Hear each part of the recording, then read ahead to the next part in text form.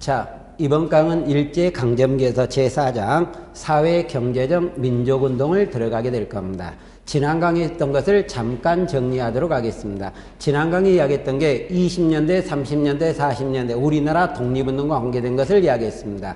여기서 중요한 것은 한 5개 정도 된다 그랬는데요. 청산리와 봉오동 하나, 다음에 나오는 게 삼부결성과 관계되면서 우리 미스야 협정이 나오고 있었다. 세 번째, 1930년대 초반기 때 한국 독립군과 조선혁명군의 독립운동, 중국과 연합한 전투가 등장하고 있었고요. 그 다음에 네 번째, 1940년에 나왔던 한국 독립당. 다섯 번째 나오는 게 한국 독립군하고 그 다음에 조선혁명군하고 조선용대를 구분하시라 그랬습니다. 그러면 이번 강을 들어가도록 합니다. 이번 강은 01번 사회주의 사상의 유입이라고 이야기를 합니다. 자, 그러면 우리나라 사회주의 사상이 어떻게 유입이 되고 있었느냐 이런 말이 나오게 되는데요. 자, 그러면 사회주의가 나오는 것은 일반적으로 3.1운동 이후라고 우리가 이야기를 하게 됩니다. 그러면 이거에 나오는 배경, 국내적 배경은 3.1운동이 우리나라에 등장했던 전 민족의 독립운동이었습니다. 그러나 이 독립운동이 결과적으로 실패했거든요. 그래서 여기에 대한 반성이 등장하고 있었다. 이러는 과정에 레닌이 약소민족의 독립을 지원한다는 글을 발표하기 시작을 합니다. 거기에 영향을 받고 있다.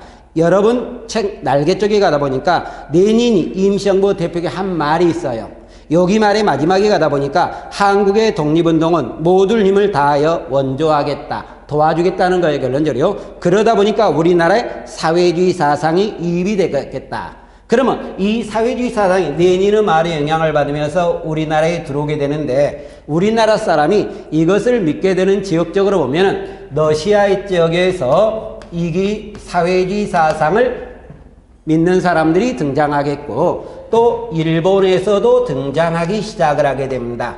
이 사람들이 이에 의해서 국내까지 파급되고 있었다, 이렇게 우리가 나오는 거예요. 근데 이 사회주의 사상을 처음으로 수용했던 사람은 해외에서든 국내에서든 기본적으로 청년층을 중심으로 하게 됩니다. 근데 이 청년층들이 어떤 사람이냐? 외국에 유학 갔던 사람들이 중심이 되는 거예요. 해외에서 이야기를 하면 그래서 지식인층을 중심으로 하고 있었다, 이렇게 나옵니다. 그런 이 청년층에 등장했던 이 사회주의 사상이 결론은 독서회 등의 사상단체를 만들어내겠고 합법적인 공간을 통해서 사회주의를 보급하고 있었다, 이 말이 나오게 되겠고, 그러는 과정에 국외에서 나왔던 우리나라 사회주의에 관한 내용이 등장하게 됩니다. 국외의 사회주의라고 이야기를 하는데 기본적으로 러시아 쪽을 중심으로 한다든가 중국 쪽을 중심으로 하기 시작을 하게 됩니다. 그러면 러시아 쪽에서 제일 처음에 나오게 되는 게 뭐가 나오게 되냐면 한인사회당이 등장하고 있어요. 이 한인사회당은 이동희를 중심으로 한 계열이라고 이야기를 하는데, 이동희는 1918년 하바롭스크 러시아 쪽의 결론적으로 여기에서 중심으로 이동희가 한인사회당을 만들어내기 시작을 하게 됩니다. 그러다가 이동희가 하바롭스크에서 나오게 되다가 어디로 이동한다? 블라디보스토크로 이동한다고 이야기를 합니다. 이동하게 되면서 코민테르, 사회주의 세계 단체라고 이야기를 하는데, 코민테르로부터 독립운동 자금을 받아내기 시작을 하게 됩니다. 이러다가 이 이동희는 나중에 어디로 이동한다? 상하이로 이동하게 되는 거예요. 그래서 한인사회단계를 이끌고 있었던 이동희에 의해서 상하이파 고려공산당이 등장하고 있었다. 우리가 사회주의를 크게 두 개로 나눈 대회에서 이래서 이동희를 중심으로 했던 상하이파 고려공산당. 근데 여기서 상하이로 이동하는 배경은 어떤 형태가 등장하느냐? 3.1운동 이후 무렵을 전후하면서 정부가 크게 세 개가 등장한다 그랬습니다. 러시아 쪽에서 나왔던 정부가 뭐였죠? 대한국민의회가 등장했어요. 이 대한국민회가 대한민국 임시정부로 통합이 될 때요.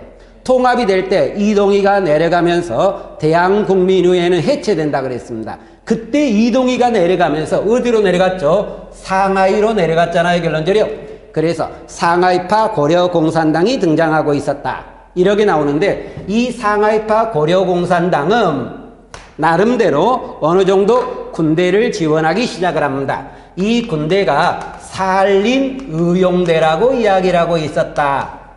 이렇게 나오는데 사할린 의용대도 전에 한번 이야기한 것 같습니다. 어떤 이야기를 했느냐? 우리나라 독립운동이 청산리 전투가 나오고 나서 일본이 간도참변을 일으키니까 밀산부로 이동했다가 어디로 갑니까? 자유시로 간다 그랬죠. 그때 자유시로 가는 거 아니게 우리나라 독립운동 계열이 두 개 계열하겠습니다. 사할린 의용대와 자유대대가 등장하게 되는데 이 자유대대가 사할린 의용대를 어느 정도 탄압한 사건이었다. 이때 자유대대는 소련 사회주의의 지원을 받으면 탄압한다. 그때 탄압당했던 것이 사할린 의용대라고 이야기를 하게 됩니다. 이러면서 우리가 등장하겠고 하나가 더 나오는 게 한인공산당이 등장하게 됩니다.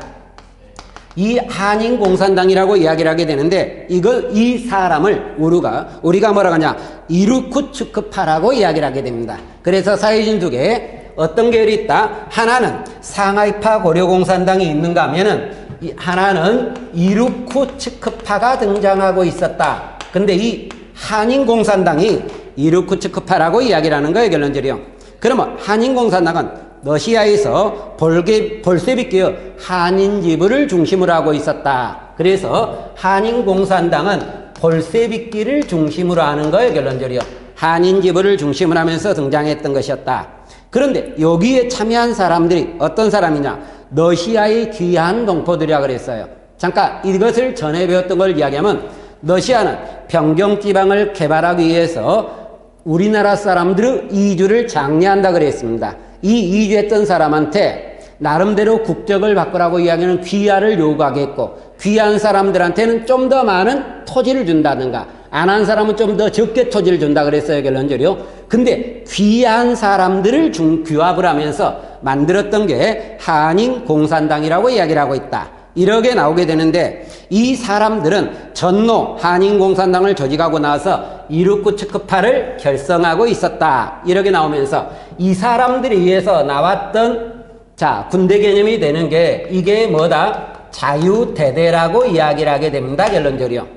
그래서 사할린 의용대와 자유대대 간의 갈등으로 나왔던 대표적인 사건을 우리가 뭐라고 이야기를 한다? 자유시 참변이라고 이야기했던 것. 이것은 우리가 지난 시간에 수업했던 내용이고 이때 사할린 의용대가 꽤 피해를 입는다고 이야기를 했을 겁니다. 이게 해외에서 나왔던 사회주의 계열이에요, 결론적으로. 그러면 가로 4번에 가면 국내에서 나왔던 사회주의 계열에 관한 내용이 등장하게 됩니다. 이 국내 사회주의 계열은 일반적으로 우리나라 자발적으로 나오기보다는 해외에 있었던 우리나라 독립운동가들이 국내로 전파하는 결과를 초래하기 시작을 합니다. 이러면서 처음 나왔던 단체를 보다 보니까 서울청년회가 등장하고 있어요. 서울청년이라고 이야기를 하는데 21년 1월 달에 나왔다고 이야기를 하는데 이게 최초 청년단체 사회주의 단체라고 이야기를 하게 됩니다. 근데 이 서울청년회는 처음에는 어떤 성향이 강하게 등장하느냐? 민족주의 성향이 강하게 등장하고 있어요. 그런데 1922년 무렵에 문제가 하나가 터지기 시작을 하게 됩니다. 어떤 내용이 나오면 김윤식이 죽게 되면서 사회장 문제를 가지고서 갈등을 초래하고 있었다. 이 말이 언급이 되고 있어요. 근데 하나 더 들어가면은 코민테르로부터 자금을 지원을 받아요. 이 자금을 어떻게 사용하느냐 전용 문제입니다, 결론적으로. 이 두 개를 가지고 사회주의와 민족주의 간의 갈등이 등장하고 있다. 그러면 조금 전에 제가 이야기할 때 서울청년은 처음에는 민족주의 성향이 강하다 그랬지만 사회주의가 등장하고 있고 지금 우리가 사회주의를 공부하는 거 아니게 서울청년회예요. 그러니까 서울청년은 당연히 사회주의가 있을 거란 이야기예요, 결론적으로. 이 말을 언급하시면 될 거다. 이렇게 나오겠고 그 밑에 가다 보니까 무산자 동맹회가 등장하기 시작을 하게 됩니다. 이 무산자 동맹이라고 이야기를 하는데 일본 유학생들을 중심으로 하게 됩니다. 이 일본 유학생을 중심으로 했던 이 무산자 동맹회가 뒤로 가서 뭐로 바뀐다? 밑에 있습니다. 신사상 연구회로 바뀌기 시작을 하게 됩니다, 결론적으로. 신사상 연구회로 바뀌면서 나름대로 활동을 하고 있었고 동그라미 4번에 가다 보니까 화요회 계통이 등장하게 됩니다.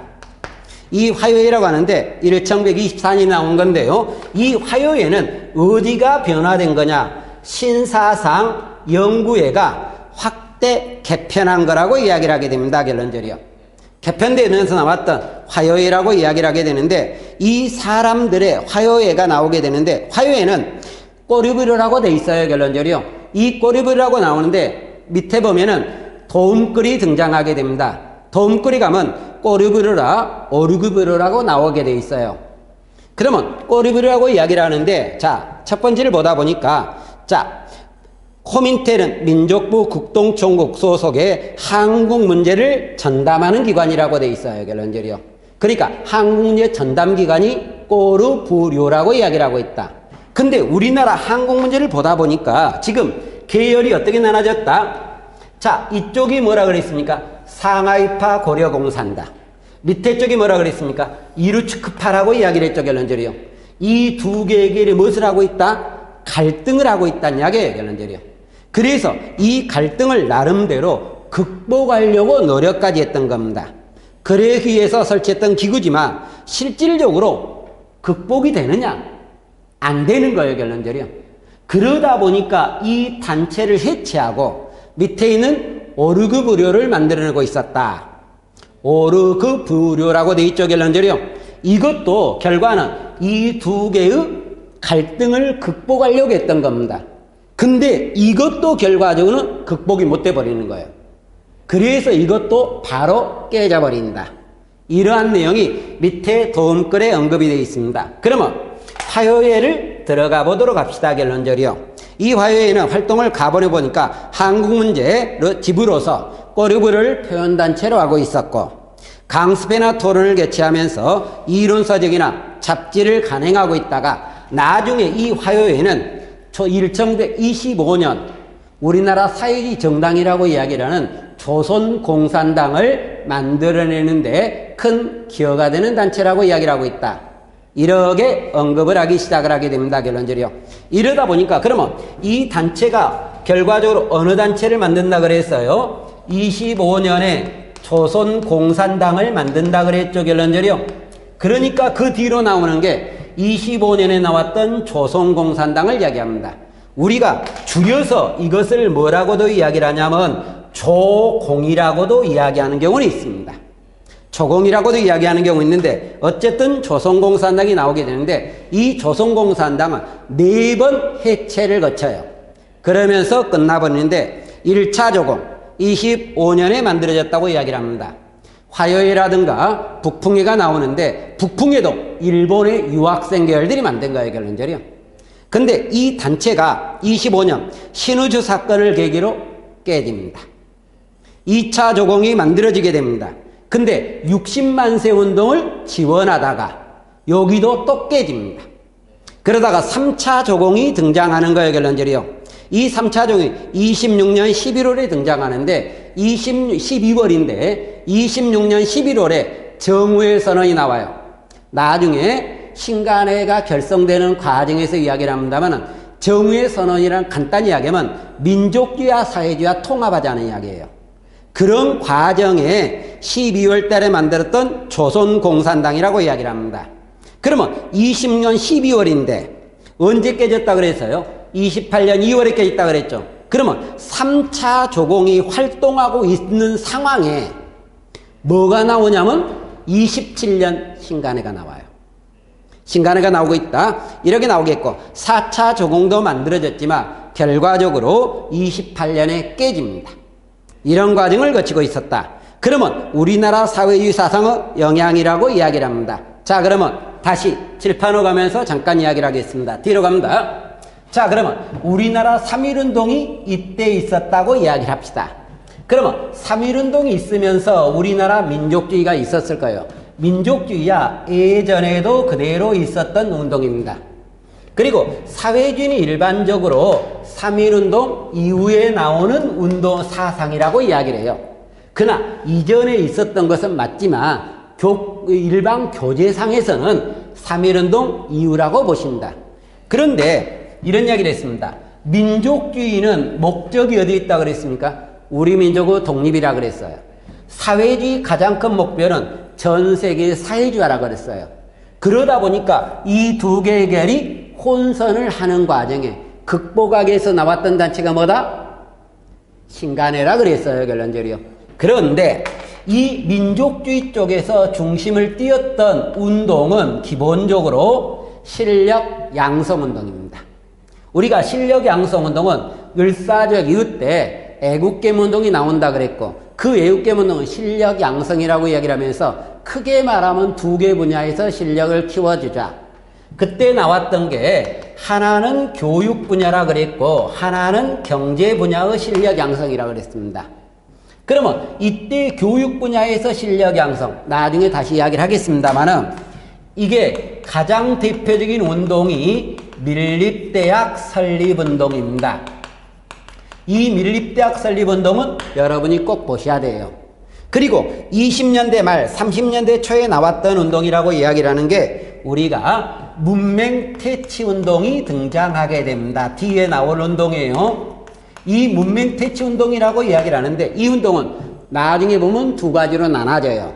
조선일보를 중심으로 했던 문자보급운동과 동아일보를 중심으로 했던 분하룻 운동으로 나눠지게 됩니다. 그러나 묶어서 그냥 문맹퇴치라고 이야기를 합시다. 이 운동이 나오겠고 그 다음에 경제운동으로 나오게 되는 게 가장 대표적인 운동이 우리가 뭐냐? 그러면 물산장려운동이에요. 이것은 시험 문제에 꽤 나오는 겁니다. 근데 또 나왔던 운동이 있어요. 시험 문제에 별로 중요하지 않는데 민족기업 성장운동이 등장하고 있었다. 이런 과정이 등장하고 있어요. 근데 이 두 개는 우리가 시험 문제에서 보는 거니까 나중에 공부를 꽤 해야 될 겁니다. 근데 사회주의 계열이 나오는데 이 사회주의 계열이 했던 운동이 몇 가지로 나눠져요. 크게 6가지가 등장하게 됩니다. 그 6가지가 농민운동이 있습니다. 농민운동을 우리가 다른 말로 소작쟁일학에도 관계는 없습니다. 그 다음에 노동운동이 등장하게 됩니다. 농민운동, 노동운동, 형평운동이 등장해요. 뒤에 나오게 될 건데 그리고 청년운동이라든가 소년운동이라든가 여성운동이 등장하게 됩니다. 그런데 제가 이 6개를 이야기했는데 여기 3개는 어디 계열만 나오는 거냐? 이거는 사회주의 계열만 나오는 운동입니다. 그런데 여기 청년운동, 여성운동, 소년운동은 사회주의에서도 있었고요. 나중에 어디서 있었다? 민족주의에서도 있었던 운동이에요. 그 과정에 여성운동과 사회주의와 민족주의 통합단체라고 이야기를 하는 게 우리가 뭐라고 이야기를 하느냐? 신간회가 나오면서 결성된 단체 근우회가 결론은 사회주의와 민족주의 통합이었던 여성계 민족일당운동이라고 이야기를 하고 있다. 이런 과정이 등장해요. 결론적으로 이것을 언급하는 게 가로 4번에 관한 내용입니다. 그러면 02번에 가다 보니까 인자 무슨 운동이 나온다. 여기 사회주의 계열에서 청년운동에 관한 내용이 나오게 됩니다. 자, 02번에 청년운동이라고 이야기를 하는데 청년운동은 민족주의에도 있었던 운동이고요. 사회주의에서도 있었던 운동이라고 이야기를 합니다. 그러면 이 청년운동이라고 이야기를 하는데 청년운동은 목표는 어떤 거냐? 목표도 여러분 교재를 보면 표면적인 목적과 실질적 목적으로 나눠져 있어요.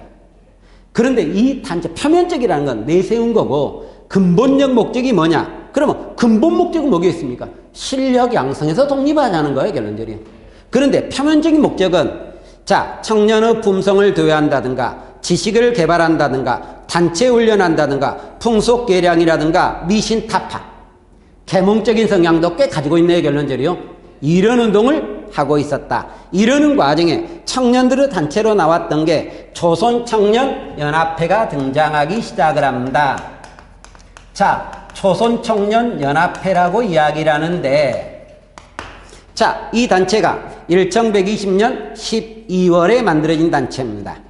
근데 이 조선청년연합회는 25년에 가서 뭐로 바뀌게 되느냐? 조선청년 총동맹으로 개편이 되는 겁니다. 자, 조선청년 총동맹으로 개편되고 있었다. 이렇게 우리가 등장하고 동그라미 2에 갑니다. 서울청년회가 등장하네요. 잠깐, 앞에 서울 청년회 했으니까 앞으로 잠깐 가보도록 하겠습니다. 이쪽 여기 서울 청년회가 있었어요. 결론적으로요. 1921년 1월 달에 구성된 단체였을 거예요. 결론적으로요. 근데 여기에는 민족주의도 있고 누구도 있다 그랬습니까? 사회주의도 있다 그랬죠. 그러나 초반기에 주도권을 띄는 것은 어느 쪽이었다 그랬습니까? 민족주의 쪽이라 그랬죠. 결론적으로요. 그러나 여기 주도권을 띄었지만 갈등 요인이 커지게 된 게 뭐였다? 김윤식은 장래 문제라 그랬죠. 사회장 장래 문제와 관련된다. 코민텔에 도움받았던 자금을 어떻게 사용할 거냐. 이것을 가지고 갈등이 커진다 그랬습니다. 결론적으로요. 그러다가 이 서울 청년회도 나중에 어디로 참여한다? 여기 조선공산당에 합류를 합니다. 그래서 25년에 나왔던 조선공산당은 굉장히 많은 사회주의계를 통합한 단체예요. 그러나 조금 전에 몇 차 검거까지 나온다 그랬습니까? 4차 검거까지 나온다 그랬죠. 이러면서 우리가 등장하고 있다. 그러면 조선청년총동맹이 여기서 나온다 그랬습니다.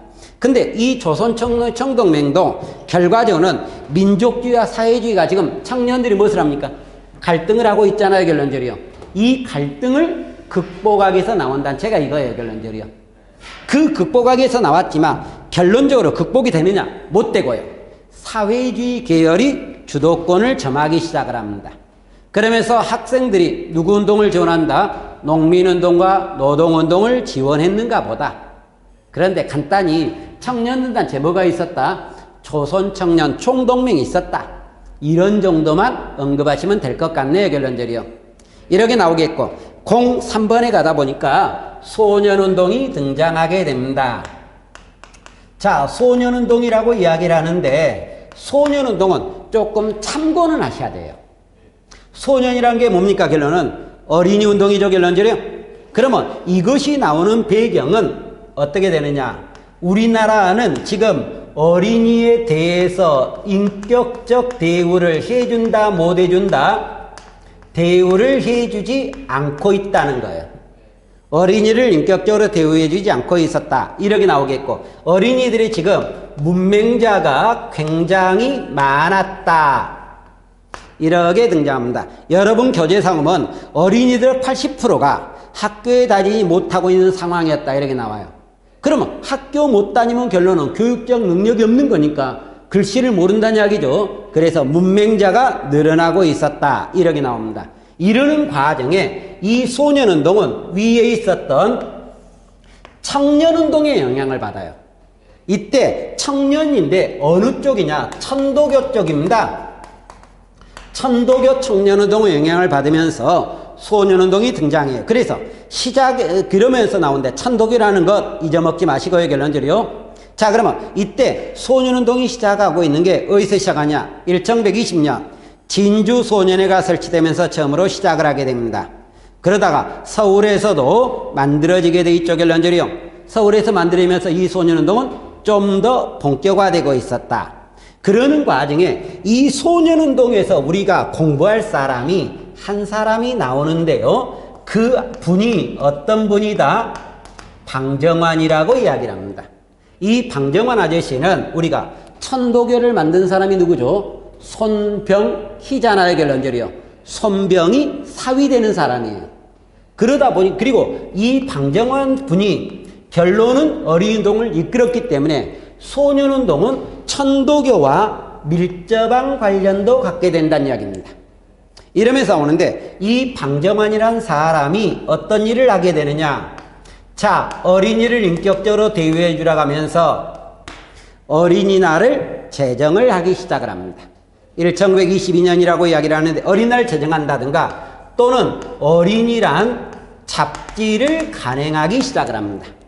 어린이란 잡지를 간행하고 있었다. 이렇게 우리가 등장하고 있어요. 결론적으로요. 그러다가 27년에 조선소년연합회를 조직을 하기 시작을 합니다. 근데 이 조선소년연합회는 전국적 단체예요. 결론적으로요. 그러나 이 운동은 나름대로 문제점이 등장합니다. 왜 그러냐면 민족주의와 사회주의 갈등이 등장하고 있어요. 그러다가 37년에 또 일본의 탄압도 굉장히 커지게 됩니다. 37년의 대표적인 사건이 뭐가 있어요? 중일전쟁이죠. 결론적으로요. 그러니까 일본 입장에서는 중국과 싸움하기에서는 어떻게 해야 됩니까? 국내 문제는 어느 정도 동요보다는 안정시켜야 되겠죠, 결론적으로. 그러다 보니까 내 통치에 반대하는 단체가 있다면 과감히 깨야 되겠죠. 그래서 탄압이 커지고 있었다. 그러다 보니까 중지로 넘어가 버린다. 이렇게 우리가 등장합니다. 04번은 여성운동이 등장하는데 여성운동은 앞에 가서 설명하도록 합시다. 자, 우리가 여성운동이라고 이야기를 하는데 이 여성운동은 딱 하나 보실 게 있어요. 무엇을 보시냐면 근후에 하나 보시면 되는 겁니다. 자, 그러면 04번 여성운동이라고 이야기를 하네요. 자, 여성운동이라고 이야기를 하는데 여성운동도 민족주의도 있고 사회주의도 있었던 운동이라고 이야기를 하게 됩니다. 그러면 이 여성운동이 우리나라에서 나오게 된 배경이라고 이야기를 합니다. 여성운동이 나오는 배경은 잠깐 여성들의 지위가 굉장히 약화되고 있었다. 이유가 호주를 법제화시키기 시작을 합니다. 그러면서 여성의 지위가 하락하고 있었고 여성 노동자는 열악한 노동 조건이나 노동 환경 여기에 어려움을 당하고 있었다. 이렇게 나오겠고 3.1운동에 여성들 참여했습니까? 안 했습니까? 했죠, 결론적으로. 그 대표적인 것이 유관순 할머니가 등장하는 거예요, 결론적으로. 여기서 사회의식이 커져가고 있었다는 거예요. 그것을 배경으로 해서 1920년대 초 여성들은 뭐가 나온다? 단체가 나옵니다. 근데 이 단체는 처음에는 여성 계몽운동을 해요. 그 계몽의 내용을 세부적으로 보다 보니까 문맹을 퇴치한다든가 구습을 답한다든가 생활 개선을 요구하는 계몽운동을 하는 게 20년대 초반부였어요. 그래서 20년대 초반부는 계몽운동의 성향을 띠기 시작을 하고 있었다. 이렇게 나옵니다. 그러다가 20년대 후반부로 넘어가기 시작을 하게 됩니다. 후반부로 넘어가면서 여성들이 뭐가 나오느냐? 직업단체까지 구성돼요. 그러면서 사회활동에도 참여하기 시작을 하게 됩니다. 직업단체가 나오면서 사회활동도 참여하고 있었다. 이러는 과정에 20년대 중후반 정도 27년에 어느 단체가 결성이 된다? 근후회가 결성이 되기 시작을 합니다. 근후회는 여성계 민족율당운동 단체로서 신간의 자매단체라고도 이야기를 합니다. 문제는 두 가지 방법이 있어요. 여성계 민족율당운 단체 이렇게 물어본 경우가 신간의 자매단체 이렇게 물어본 경우가 두 가지가 다 있기 때문에 두 가지를 다 보시기 바랍니다. 27년 5월 달에 나온다고 이야기를 하는데 신간회가 27년 2월 달에 나오는 거예요. 그래서 3개월 뒤에 나왔다고 이야기를 하는데 이 단체의 목적이 자 민족일당운동이잖아요. 여성들의 단결을 공고히 하는 겁니다. 여성들의 지위 향상을 요구하게 됩니다. 그러면서 여성 계몽운동도 해요. 단 근데 여기서 한마디만 고려합시다. 이 근후에는 여성들 운동은 다 해요. 혹시나 사료에서 조선 자매, 조선 여성 똑같은 말이잖아요. 단결 그러면 여성 단결이잖아요. 이 말이 나오면 무조건 근후회라고 보시면 되는데 근후회가 하지 않은 이야기가 하나가 있습니다. 하지 않은 게 뭐냐? 정치 참여운동은 안 해요. 다시 말하면 이 정치 참여운동을 우리가 뭐라고 이야기를 하냐면 참정운동이라 그래요. 이 참정운동은 하지 않는다. 꼭 머릿속에 면 왜 그러냐면 참정운동이라는 것은 정치 참여하자는 거고 이거의 다른 말로 바꾸면은 일본의 통치가 허용된 한도에서 하자는 거예요. 그러면 일본의 통치를 인정하는 거니까 우리가 좀 나쁘게 표현하면 뭐가 됩니까? 친일파가 돼버리는 거잖아. 친일운동이 돼버리는 거잖아. 그런데 이 근후에는 친일운동으로 본다 안 본다? 안 본다는 거예요. 그러니까 그 말이 나왔을 때는 과감히 틀렸다. 이렇게 고려하시란 이야기예요. 그리고 옆에 날개에 근후의 행동 강령이 있습니다. 거기에 한 7, 8개 정도 점이 찍어져 있는데 여러 가지는 다 했을 거예요. 근데 제가 방금 이야기했던 무엇은 안 한다? 정치 참여는 없을 거란 이야기예요.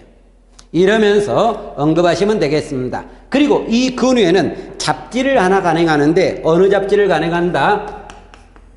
근후라는 잡지를 간행하게 됩니다. 그러면서 전국을 순회하면서 강연회도 열었지만 31년에 해산된다 그랬잖아요, 결론적으로. 이것은 신간회가 만들어질 때 근회가 만들어진다 그랬고, 신간회가 해체되면서 근회도 같이 해체돼 버렸다. 이렇게 보시면 되는 거예요, 결론적으로. 이렇게 나오겠고, 그 다음으로 나오는 05번 형평운동이 등장합니다. 근데 이 형평운동은 좀 봐두시기 바랍니다. 시험 문제에서 그래도 조금은 언급이 되는 문제이기 때문에 형평운동은 좀 봐두시라고 이야기를 합니다. 자, 그러면 이 형평운동이라고 이야기를 합니다. 자, 그러면 형평운동은 어떻게 되냐? 딱 한마디로 말하면 이 형평운동을 이끌었던 사람은 백정들입니다. 백정들이 차별에 반대하는 거예요, 결론적으로요. 차별 반대예요.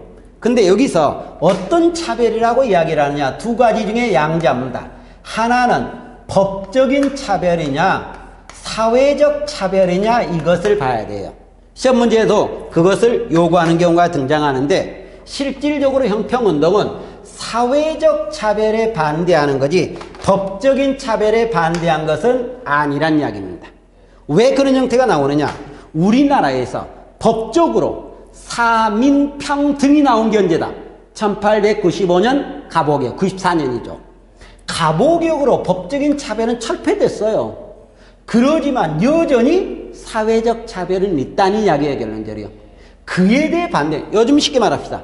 대학교도 스카이대하고 지방대하고는 똑같은 대학이지만 차별하고 있고, 기업에서도 대기업과 중소기업은 차별당하고 있다는 이야기. 현실적으로 누가 차별하냐? 일반 사람이 차별하는 거지 법이 차별하는 거 아니란 이야기예요, 결론적으로. 그래서 사회적 차별에 반대한 것이다, 이렇게 나옵니다. 그러면 이것이 나오게 되는데, 여기서 백정이 나왔으니까 다시 한번 잠깐 고려합니다. 백정은 고려시대에 있다 없다? 있다. 고려시대 백정은 뭐라 그랬습니까? 농민이라 그랬어요. 조선시대 백정은 뭐라 그랬습니까? 도살업자 천민이라 그랬어요. 그것을 한번 구분해 두시고, 근데 지금 여기 백정은 조선시대의 백정이었던 도살업자 천민이에요, 쉽게 말하면. 그런데 이 사람이 얼마나 차별당하고 있느냐? 교육도 받지 못하고 있어요, 결론적으로. 그리고 이분은 요즘으로 얘기하면 정점하는 거예요, 결론적으로. 그러다 보니까 도축세도 꽤 많은 거예요, 결론적으로. 이런 문제를 반대하기 위해서 일본에서 형평운동이 있어서 수평사가 나오면서 거기에 영향을 받으면서 형평운동을 하는데, 형자는 저울형자입니다. 쉽게 말하면 양팔저울이에요. 양팔저울을 하면은 균등하게 평평하게 하자. 그러니까 한쪽으로 치우치지 마라. 치우치는 건 차별이다. 평등하게 달라. 이게 형평운동이라고 이야기를 합니다. 그러면 이 형평운동을 하기 위해서 1123년이 등장합니다. 어느 지방에서 나온다? 진주지방에서 나오는 거예요. 그러면서 조선 형평사를 조직을 하고 있었다. 조선 형평사 이학찬들을 중심으로 하기 시작을 합니다, 결론적으로. 그러던 것이 서울로 확대돼요, 25년에. 그리고 27년에는 전국적 지사라든가 분사를 조직하면서 해방운동을 하는 거예요, 결론적으로. 신분해방운동을 조우하고 있다. 백정에 대한 차별철폐, 교육을 요구하는 거예요, 결론적으로. 이러면서 운동을 하고 있다. 근데 여기서 잠깐. 그러면 차별을 철폐해달라고 이야기를 했습니다. 그러면 이 차별한 사람은 누구였겠느냐? 도축세 거부한다. 이것은 정부 세금이거든요, 결론적으로. 그러면 조선 총독부, 쉽게 말하면 일본이라고 이야기를 합시다. 그러나 교육을 받지 못한다. 이것도 일본이겠지만 실질적으로 차별한 것 중에 하나가 뭐냐면 조선인 중에서도 양반들도 차별했을 거란 이야기예요, 결론적으로. 그런데 이분들이 형평운동을 요구합니다. 그러니까 누가 반대한다? 조선 사람들도 반대하는 거예요. 돈 많은 사람들, 양반 같은 사람이 반대해요. 내가 평민인데 나보다 못하다고 이야기를 하는 백정이 야 평등하게 대우해줘. 그러면 열받을 거란 이야기예요, 결론적으로. 그래서 이쪽 분들이 무엇을 하냐? 야, 너그 정육점에서 돈 많이 벌었으니까 헛짓거리 하고 있다. 나 너희들 불매운동해버려 이런 식이 등장해요. 그래서 불매운동까지 등장하게 되는 겁니다. 그러면 이 불매운동이 나오다 보니까 이분들은 어떻게 되는 거예요, 결론적으로? 먹고 사는데 굉장히 문제가 되겠죠, 결론적으로. 그런 문제도 나오게 되겠고, 또 20년대 말에 내부적으로 갈등도 등장하기 시작을 합니다. 30년대는 일본의 탄압까지 등장합니다. 그래서 순수한 경제적 이익운동으로 바뀐다. 그러다가 40년대는 거의 종식이 돼버린다. 종식이라는 게 뭡니까? 소멸돼 버렸다 해도 관계는 없다는 이야기죠. 이러면서 우리가 등장하는 게 여기 말했던 형평운동이라고 이야기를 하고 있다. 이렇게 나오겠고, 그러면 두 번째 단어로 민족 실력 양성이라면서 민족 실력 양성 운동의 대두라고 이야기를 하게 됩니다. 자, 그러면 뒤쪽으로 다시 가서 이야기를 합시다. 이쪽에서 이야기했던 거 다시 반복합니다. 자, 민족주의는 3.1운동 이전에도 있었고 이후도 있었고 한일합방 전에도 있었다 그랬습니다. 전에도 있었는데 3.1운동이 실패를 하게 돼 있죠, 결론적으로. 그러는 과정이 우리나라에 민족주의 우파든 좌파든 실력 양성이 독립을 한다고 이야기를 했습니다. 그러나 민족주의 우파는 친일적인 성향이 강하다 그래서 일본의 통치를 인정한다 그랬어요. 그래서 타협적 민족주의라고 그랬고, 좌파는 인정하지 않는다 그랬어요, 결론적으로. 근데 이 두 개는 무조건 실력 양성 운동에 교육과 경제 운동을 하게 되더란 이야기예요. 실력을 키워서 독립을 하자. 이러는 과정에 교육 운동으로 나왔던 게 몇 개? 두 개. 문맹퇴치 운동과 무슨 운동? 밀립대학 설립운동이 나오겠고, 경제 운동으로 몇 개? 또 두 개입니다. 물산장려운동과 민족협 성장운동이 등장하고 있었다. 실력을 양성해서 독립을 하자. 이 말이에요, 결론적으로. 이런 운동이 우리가 등장하고 있었다. 이렇게 나오게 됩니다. 그러는 과정에 우리가 제일 처음에 나오는 게 민족협 성장운동이 언급이 됩니다. 그리고 그 뒤로 가니까 물산장려운동이 나와요, 결론적으로. 그러면 민족협 성장운동을 이야기해 보도록 합시다. 이 대목은 앞으로 갑니다, 다시요. 그러면 우리나라의 민족협 성장운동이라는 것은 우리나라 기업을 만들어냅시다. 이 말이에요, 결론적으로. 그래서 민족협 성장운동이라고 하는데 02번호 나와 있네요, 결론적으로. 자, 민족기업 성장운동이라고 이야기를 하게 됩니다. 우리나라 민족기업을 성장합시다. 이렇게 나오는데, 잠깐.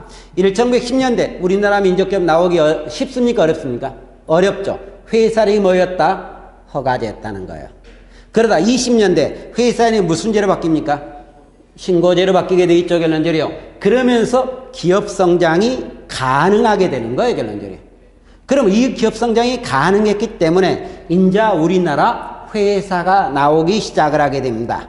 그래서 이 민족기업으로서 나오게 되는 게 지주 중심의 회사가 등장해요. 이 지주라는 건 말 그대로 뭡니까? 땅 주인이란 이야기죠.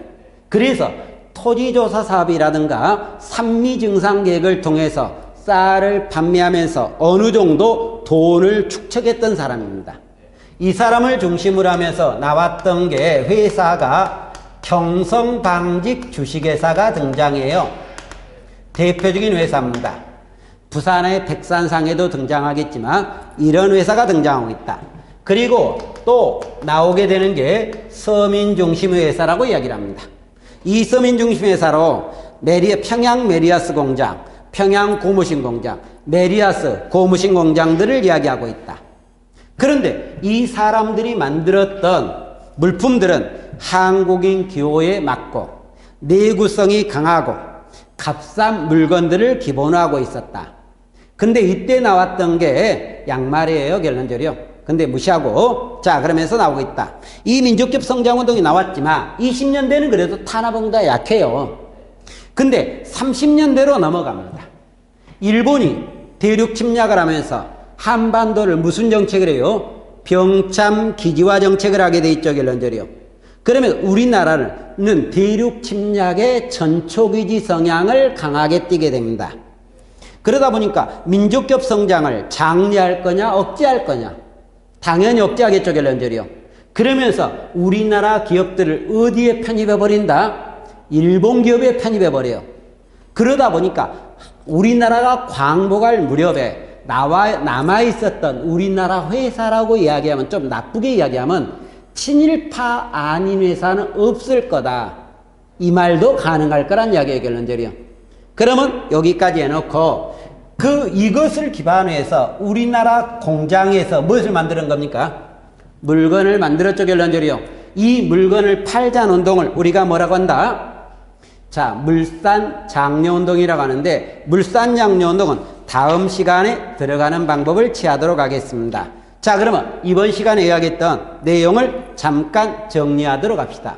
이번 시간에 이야기했던 내용 중에서 참고할 것은 소년운동의 중심을 떴던 누구? 방정환이 있죠. 참고하고. 형평운동이 있었죠. 법적인 차별을 철폐합니까? 사회적 차별을 철폐합니까? 사회적 차별을 철폐했던 형평운동이 등장했죠. 그 정도 보시면 될 것 같네요, 결론적으로 이번 시간은. 다음 시간이야 물산장려운동은 꽤나 중요한 거니까 다시 확인하셔야 될 겁니다만은, 자, 이번 강 고생하셨습니다.